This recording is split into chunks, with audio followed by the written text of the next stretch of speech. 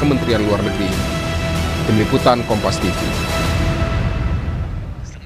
Saudara, kasus kematian diplomat muda yang ditemukan tewas di kamar indekosnya menjadi misteri hingga saat ini. Polisi masih terus melakukan penyelidikan untuk mengungkap kasus tersebut, termasuk mengusut penyebab kematian korban.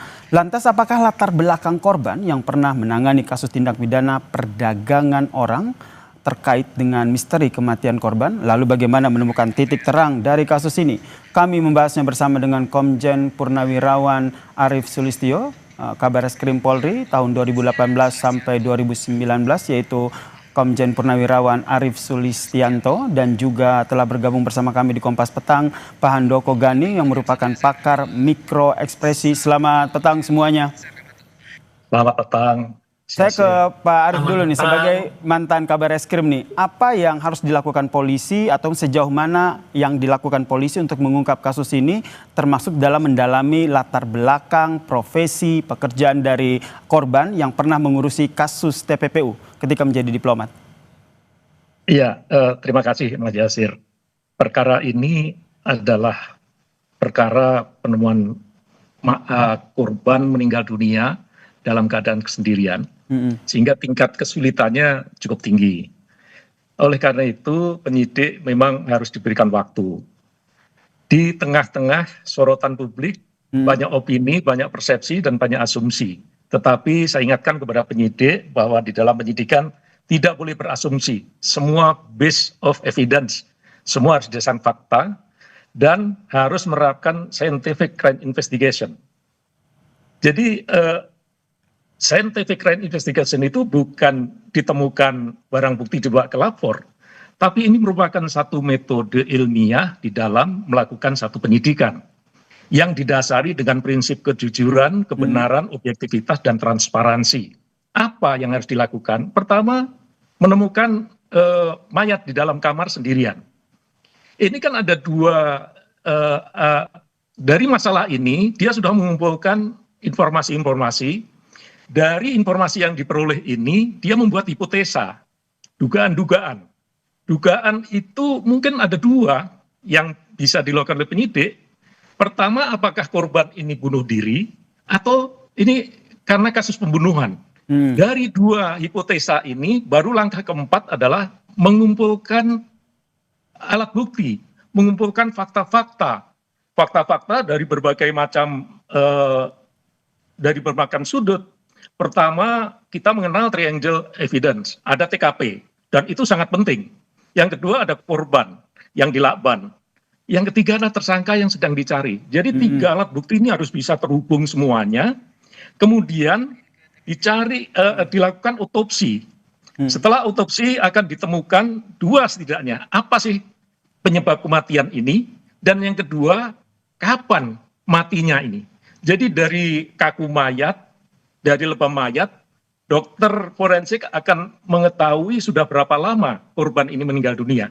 Memang itu perkiraan ya, tapi setidaknya lintasan waktunya akan bisa diperkirakan oleh penyidik, terakhir keluar kapan, terakhir menghubungi orang-orang yang dihubungi siapa saja, sehingga akan bisa ditentukan.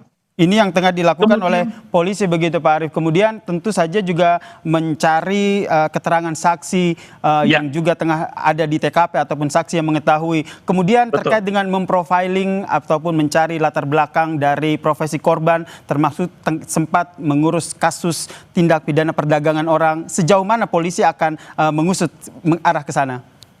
Itu pasti dilakukan. Seperti dikatakan Kapolda Metro tadi, jejak digital. Bukan itu saja. Transaksi keuangan juga perlu dilakukan penyelidikan, transaksi komunikasi, dan latar ke belakang kehidupan korban, baik itu pribadi, keluarganya, maupun latar belakang pekerjaan apa saja yang dilakukan oleh korban selama ini, sehingga ini informasi-informasi ini merupakan potongan-potongan puzzle yang kalau sudah dikumpulkan akan dianalisis oleh penyidik.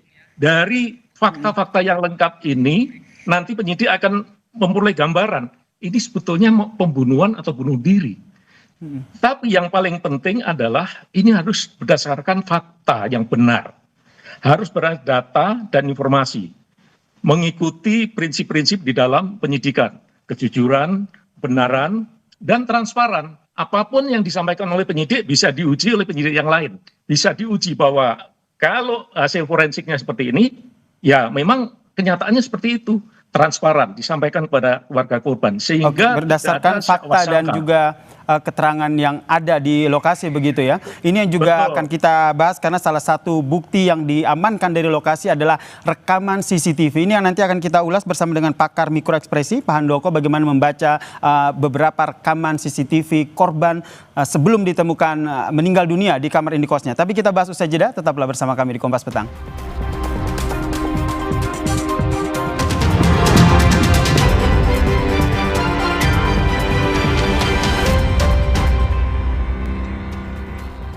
Misteri kematian diplomat yang ditemukan tewas di kamar indekosnya ini yang masih kita bahas bersama dengan Komjen Purnawirawan Arief Sulistianto, Kabar Reskrim Polri 2018-2019 dan Pak Handoko Gani, pakar mikroekspresi. Saya ke Pak Handoko.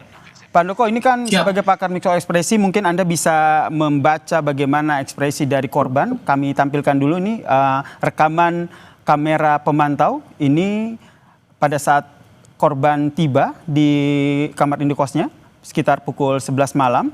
Kemudian nanti ada CCTV lain yang menggambarkan korban keluar begitu. Kalau kita lihat lebih detail ini kan saat korban keluar ini lebih santai begitu. Kemejanya sudah dibuka, kemudian membawa kantong kresek yang diduga sampah untuk dibuang, kemudian kembali lagi. Apa yang bisa Anda baca sebagai pakar mikroekspresi? Ya, pertama yang harus saya sampaikan bahwa dalam hal ini saya tidak hanya membaca mikroekspresi. Kalau mikroekspresi itu wajahnya saja. Tapi sebetulnya yang dibaca adalah bahasa tubuhnya, jadi keseluruhan tubuhnya. Nah, tetapi sebelum itu saya ingin menegaskan suatu hal, yaitu bahwa yang beredar ini kan memang hanya 2 cuplikan atau 3 cuplikan tadi ya. Saat pulang, saat keluar, ngambil kantong kresek yang diduga sampah, kemudian saat kembali dengan pakaian terbuka. Nah, tetapi kita tidak tahu apakah ada CCTV yang lain, dan seharusnya memang ada. Nah, ini yang kita tidak mendapatkan CCTV tersebut ya.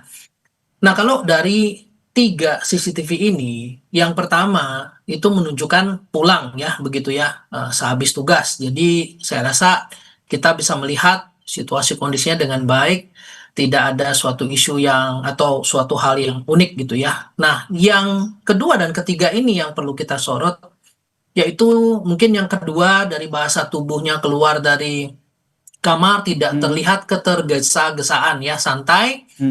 Namun yang perlu memang disorot adalah kantong kresek hitam yang terlihat berat ya, dan dibawa dengan bahasa tangan yang agak jauh dari tubuh. Nah, ini yang perlu didalami sebetulnya apa yang dibuang ya.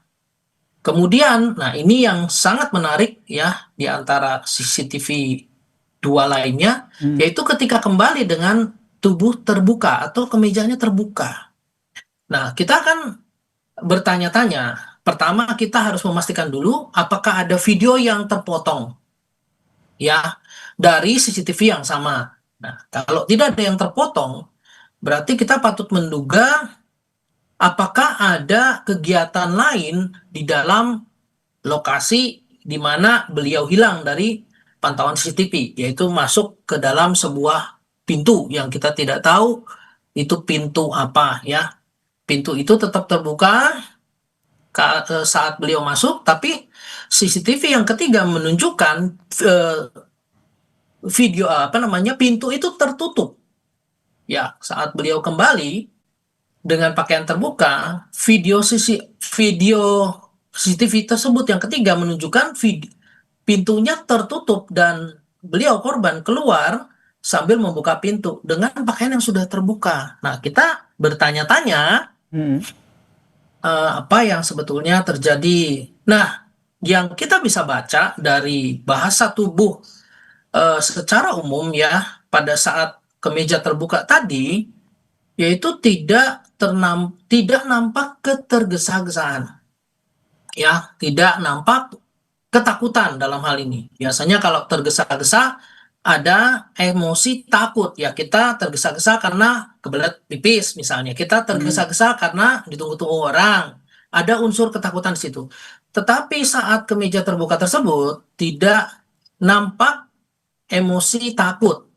Nah, ini yang perlu dipahami juga oleh netizen ataupun siapapun yang melihat itu. Ya, artinya kita memang perlu mengetahui lebih dalam aktivitas apa yang dilakukan dalam jeda waktu yang tidak ada di dalam CCTV yang kita lihat. Baik, Ya, ini yang nanti akhirnya pasti nanti pasti ada teman-teman forensik digital dan kepolisian yang harus mencari CCTV yang dimaksud tadi. Ya. ya ini yang menjadi salah satu bukti yang akhirnya sudah terekspos ke publik begitu ya, ada CCTV yang sudah kita lihat bersama, kemudian juga sudah dilakukan olah TKP. Kalau dari Pak Arief sendiri, perlu bukti apa lagi untuk mengungkap motif kematian dari diplomat ini? Iya, perlu bukti sebanyak-banyaknya karena ini pembunuhan, bukan. Ini korban meninggal dunia di dalam kamar sendirian, dan saya katakan tadi perkara seperti ini tingkat kesulitannya cukup tinggi, sehingga penyidik harus mengumpulkan alat bukti yang sebanyak-banyaknya, termasuk latar belakang kehidupan korban. Tadi sudah saya sebutkan latar belakang pribadinya dia, kemudian keluarganya, sampai kepada latar belakang pekerjaannya. Memang yang dihadapi penyidik sekarang cukup berat. Beratnya menghadapi opini, spekulasi, dan teori-teori yang disampaikan oleh netizen di media sosial. Dan ini harus bisa diatasi oleh penyidik dengan melakukan penyidikan secara objektif berdasarkan scientific crime investigation yang saya sampaikan tadi. Tapi beralasan Jangan tidak sampai akhirnya ketika menarik ataupun dikaitkan dengan adanya dugaan sindikat TPPO di balik kematian dari diplomat Kemlu ini? Nah, itu kalau kita berpikir seperti itu tidak didukung bukti, berarti itu harus disingkirkan. Tidak boleh kita berasumsi, oh ini pernah menjadi saksi di sini, berarti dia dibunuh oleh sindikat ini. Tidak bisa. Oh ini di Lakban, berarti dia dibunuh.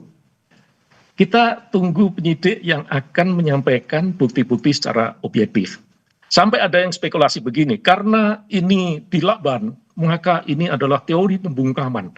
Dasarnya apa gitu loh. Padahal belum ada bukti-bukti yang mendukung terhadap pernyataan itu. Jadi menyidik itu kan seperti menggambar puzzle.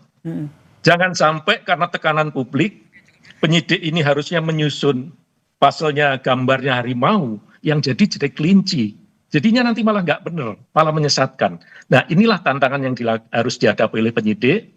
Baik. Di tengah tekanan publik, tentu juga di tengah keinginan dari keluarga untuk bisa mengungkap apa sih sebenarnya yang terjadi, penyidik harus tetap on the track, penyidik harus tetap objektif, dan menjaga etik, moral, profesionalitas dia di dalam melakukan penyidikan untuk menemukan kebenaran yang sebenarnya, bukan kebenaran yang dibuat-buat, tapi kebenaran yang didasarkan pada kejujuran. Baik, kita nantikan ya. Terlebih tadi Kapolda juga sudah menyatakan bahwa kurang dari seminggu begitu. Seminggu ini nanti hasil dari penyelidikan ini akan diungkap ke publik. Terima kasih Komjen Purnawirawan Arief Sulistianto, Kabares Krim Polri 2018-2019, dan juga Pak Handoko Gani, pakar mikroekspresi dan juga bahasa tubuh, telah bergabung bersama kami di Kompas Petang. Salam sehat semuanya. Dan saudara, usai jeda Kompas Petang akan kembali